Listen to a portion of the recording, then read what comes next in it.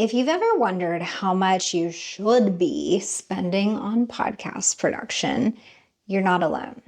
You've probably even scoped out some other podcasts online and wondered how much they are spending on production. You're listening to Podcasting for Financial Professionals, the show where smart advisors, planners, CPAs, and money experts learn how to use podcasting as their most powerful marketing tool. I'm Virginia Elder, podcast strategist and founder of Podcast Abundance. Since 2019, I've helped financial professionals stop wasting time on random marketing tactics and instead build a podcast that increases authority, expands reach, and consistently drives leads. Before we jump in, I've got something that will change the way you think about your podcast. The most important 30 seconds of your show happens right after someone hits play. And most hosts have no idea what to say, how to make an impact, or how to capture the right listener that quickly. That's why I created the Attraction Messaging Blueprint, your simple guide to crafting a strong trailer, a tight 30-second intro, and a clear outro that actually generates leads for your business. Grab yours today at podcastabundance.com/attraction messaging blueprint. Well, today I'm breaking down a key data point from the 2025 Independent Podcaster Report that every professional needs to hear. And honestly, this episode might give you a little tough love.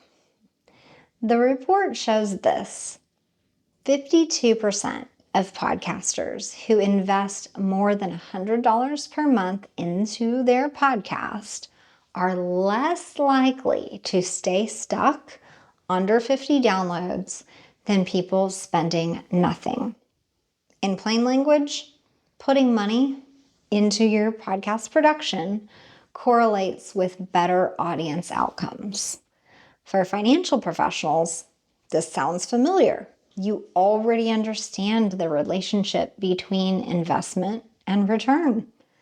And your podcast isn't a hobby. It's part of your marketing engine designed to increase your authority, expand your reach, and generate leads for your business. And the key is this: a podcast that looks, sounds, and performs like a business asset gets treated like one by listeners.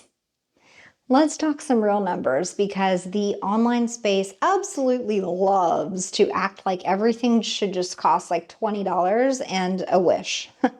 My clients typically invest anywhere from $700 a month up to $5,000 per month in podcast production services, depending on several factors, whether they're doing audio or video, episode length, frequency of publish, repurposing needs like YouTube, Reels, carousel graphics, blog posts, emails, their podcast SEO focus, guest coordination, and publishing management. And yes, some clients work with us based on seasonal custom packages versus a monthly ongoing production price. So why the range? I mean, $700 to $5,000 is a big gap. And that's because a podcast can be as light or as leveraged as you want it to be. A simple audio-only weekly show is one level of investment. A full-blown YouTube-first show with multiple short-form video pieces cut out of it, social graphics, very lengthy descriptions, repurposed into a blog and newsletters, all kinds of things going on. Yeah, that's an entirely different level of visibility and lead generation and investment. So, bottom line, with me, you're not just paying for editing. You're paying for strategy, execution, consistency, and business impact. Here's something most podcasters don't think about. The Small Business Administration, the SBA, recommends that small businesses spend up to 10% of revenue on marketing. For a very small business, that feels like a huge chunk. But for businesses doing multiple six figures or more, that number becomes very doable and maybe even low.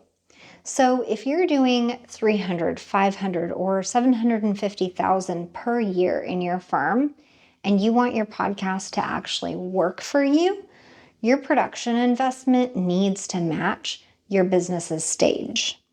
A show that brings in referrals, nurtures leads, and increases your authority is worth way more than the dollars you put into it.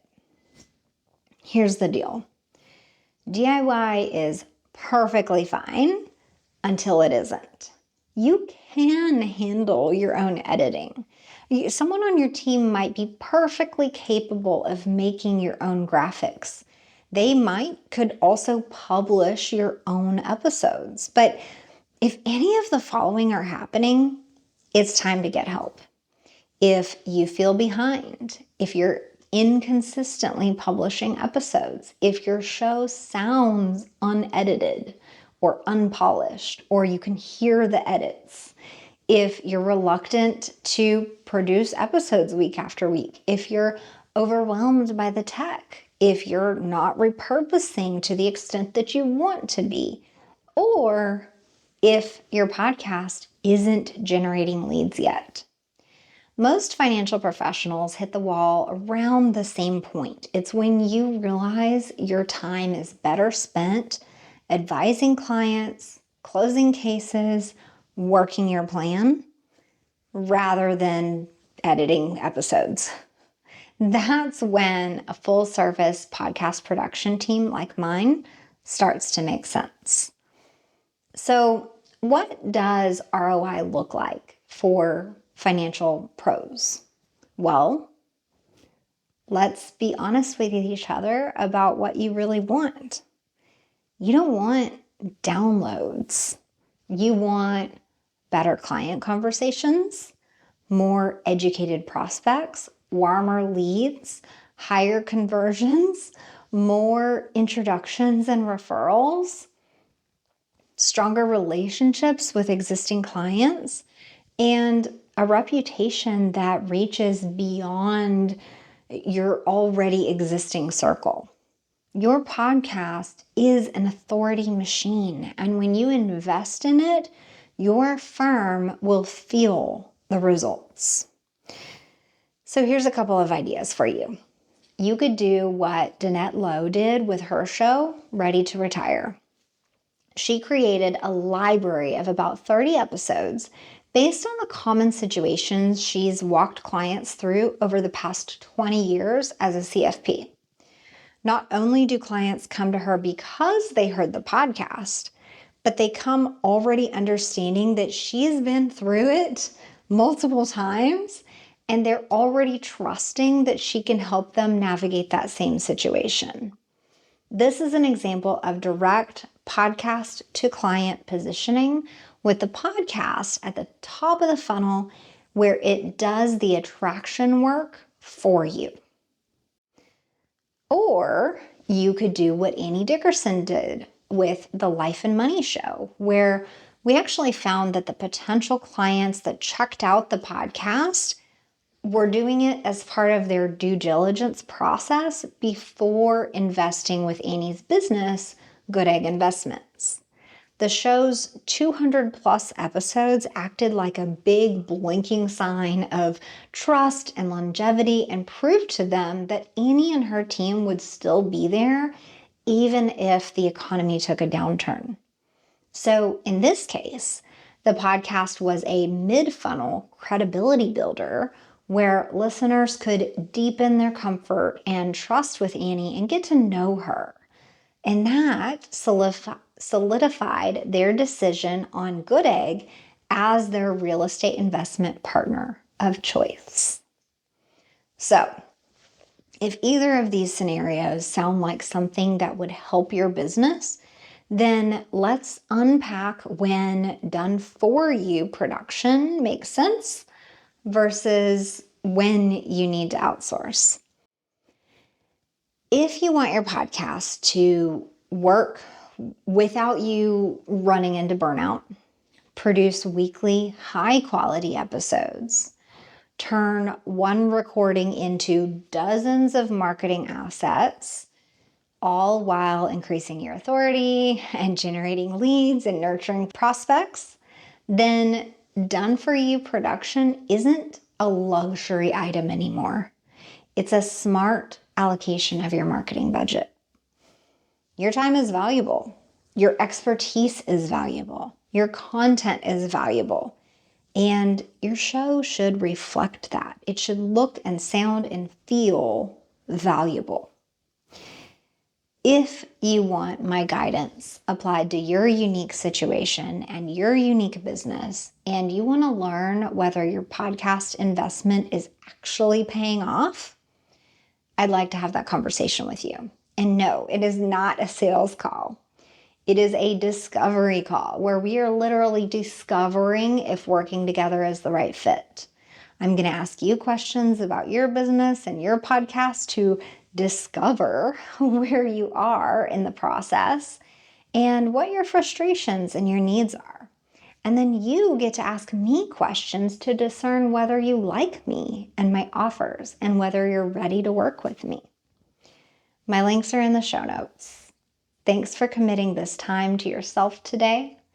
Thank you for believing in and investing in your own show. It's always a joy to have you here. Thanks for spending your time with me today on Podcasting for Financial Professionals. If you walked away with one idea that helps you get more visible, increase your authority, or turn your podcast into a real lead generating machine, then your time was worth it. Before you go, let's make sure you have strong intros, outros, and a trailer for your podcast that pulls in your ideal clients. Grab the Attraction Messaging Blueprint. It gives you the formula, examples, and worksheets to make the most important segments of your show count. Download it for free right now at podcastabundance.com/attraction-messaging-blueprint.